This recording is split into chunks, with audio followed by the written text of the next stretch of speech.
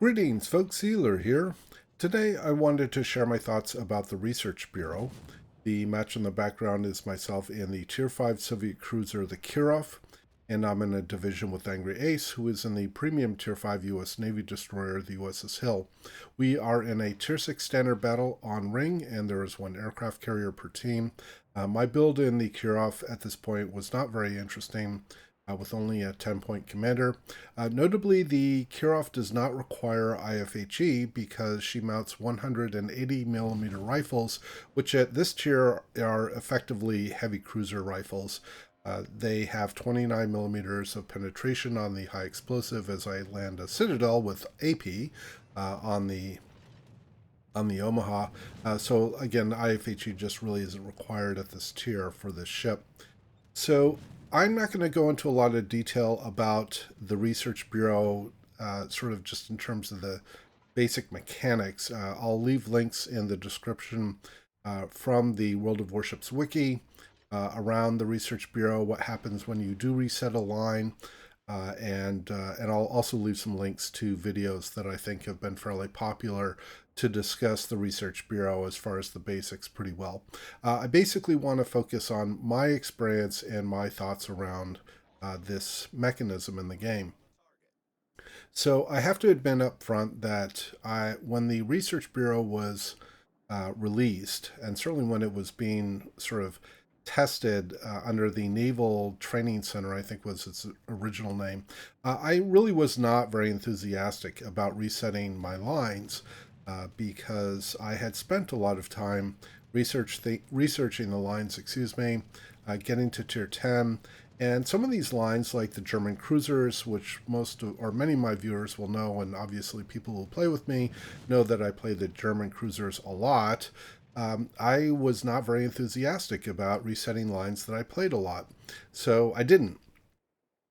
But then my colleague Angry Ace, excuse me, not Andrew Ace, my colleague Angry Ace was very, in some ways, kind of inspirational for me here because he spent a considerable amount of time, nice triple citadel on the Alba there.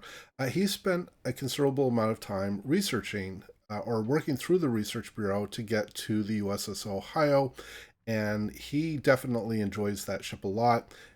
Ace plays the battleships or plays battleships in general quite a bit. I'm going to take a Citadel hit from this Congo, and he's going to buff my reload right here. And so while I don't have any immediate aspirations to get any of the reward ships like the Ohio or the Colbert, I at least wanted to give it a shot and see what the experience was like. Resetting a line and going through the mechanics. Because one of the other, at least advertised intended benefits, or at least motivations that Wargaming had for the Research Bureau was to get people to sort of rediscover lines that maybe they hadn't played in a long time. And so I elected to research or reset my progress on the Soviet cruisers. This is because I play the Budyoni a lot. This is the Tier 6 light cruiser. And I knew that getting back to Tier 6 would be pretty quick. And I also I had the Moskva, but I played her very irregularly. She was not a very commonly played ship for me. So it wasn't a big sort of sacrifice, if you will, for me to, reset that line and just at least experience or participate in doing resetting a line and seeing what the experience was like. So this particular match that you're watching is the last match I played in the Kirov before getting to the Budyoni, and it was a really good match for me. Even though I did take that big Citadel hit and had about 60% of my health carved out by this backlining Congo early in the match, and he really buffed my reload. This is gonna again turn out to be a very good match for me in terms of damage. So I'm gonna kind of park here for a little while and get a little bit of payback on the Congo by setting fire to him. So if you are looking into doing the Research Bureau stuff and you sort of been resistant or sort of not very enthusiastic about it, um, it's not a bad idea to at least take a look at it. Take a look at the lines that maybe you don't play very often. Or maybe, like for me, there was a mid-tier ship that in the line that you enjoyed, and it wouldn't be a lot of effort to get back to that ship through the regrind, because you do pick up Research Bureau points as you move up the lines. It isn't just that you get all of them at the end, although the majority of the Research Bureau points you do earn only at the with the higher tier ships. And by the time you get to tier 10, you've racked up 10,000 research points for that line. So it's something that, if you haven't looked into, like I said, it might be worthwhile for you to do, and see if it's something that you enjoy. Again, for Angry Ace, he spent a considerable amount of time. He did reset 6 lines. He researched 5 fully. And myself and Jimmy Jazz and some of the other regulars that you see on this channel helped out Ace with his regrind, and then finally, as he got to, I think it was the tier 8 German destroyers, which was the 6th line that he reset, he had enough research points to earn himself the Ohio, and like I said, he has really enjoyed that ship. So something to look into, and hopefully some input here from me that might be inspirational or at least marginally insightful for you to consider. So I'm not going to keep rambling about the Research Bureau. I'm going to switch over to the gameplay and focus on what we're doing here. So right now our team has a pretty good handle on the game. In fact, we've just taken down the opposition's 6th ship, so we have a 3-ship advantage. There's a very low health Alba over here. I don't remember if I get the kill on the Alba, but you can see it. I'm trying to. In fact, one of the other. There's 2 Albas. One of them just went down, and I've just fired on the other. And yes, I do indeed finish off that last Alba. And in fact, you can see the opposing carrier is about to go down as well. So I'm kind of doing the traditional cruiser thing here by sort of hopping from island to island, using the cover, and then abusing that cover when I can to be able to put fire on the opposition. And the opposition, frankly, they're down to 3 ships, and they're all kind of in the backfield. So I'm having to continue to move up to try to keep these guys in range. The Kirov has very good range for a tier 5 cruiser at 16.3 kilometers when you get the upgraded gunfire control systems, I should say.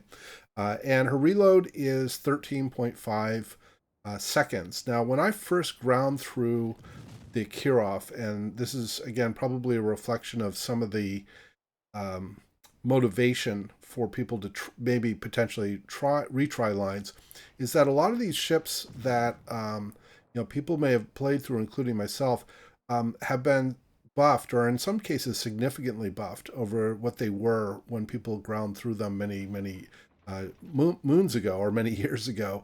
I ground through the Kirov probably 2 years ago, maybe something like that. I really just never went back to her. And since when I first played her, like I said, she had a reload of 15 seconds, and now she has 13.5 as I get a second fire on the New Mexico. And her traverse, I think at the time when I first played her, was actually pretty weak. It was pretty sluggish, and right now her turret traverse is 22.5 seconds, which is totally playable without Expert Marksman. Expert Marksman would reduce the turret traverse to 20.8 seconds for 180 degrees. And for a cruiser, especially if the guns can keep up with the ship in a full turn, which at this case it can, there really usually isn't a need for Expert Marksman, because it doesn't give a lot of benefit in terms of improving the speed and trying to keep your guns on target.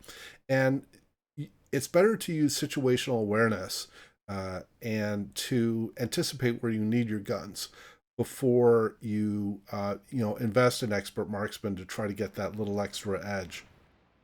Now, speaking of situational awareness, you'll notice that I had slowed here, and deliberately waited for myself to go off detection because one of the two battleships, either the New York or the New Mexico, was targeting me, and I needed to not take a broadside or take a lot of shells from them. And I waited for my allied battleship here that's on my port side to move in a little closer so that he becomes the priority. And as you can see, I am fully detected, but I'm not the target of either of the New York or the New Mexico. In fact, I've just gone off detection because the smoke screen that Angry Ace laid is basically, the New York is the only ship that would be able to detect me because the New Mexico is just barely outside my range. So I'm able to fire from concealment here. I'm up to almost 100,000 in damage, and this game is pretty well wrapped up. Ace is just about to cap out the cap here. In fact, I'm trying to remember. I think we sink all ships, or maybe we do cap them out at the end. But this Ace has just sent torpedoes out on the New York. And the New York is, in fact, I think Ace was frustrated that he wasn't going to be able to get the kill because so much fire was going in on the New York while his torpedoes were on the way. But he does finish off the New York, and we do end up winning the game. So almost just shy of 100,000 in damage, only one kill, quite a few fires set, and a few planes shot down. So this was a really good match. 1,500 base XP in a standard battle for Tier 6 is pretty strong. So this worked out to be a pretty nice match for me. So I hope you enjoyed the commentary and hopefully a little bit of insight on the Research Bureau. Please do leave your comments below. And as always, we hope to see you out there, and we wish you happy sailing.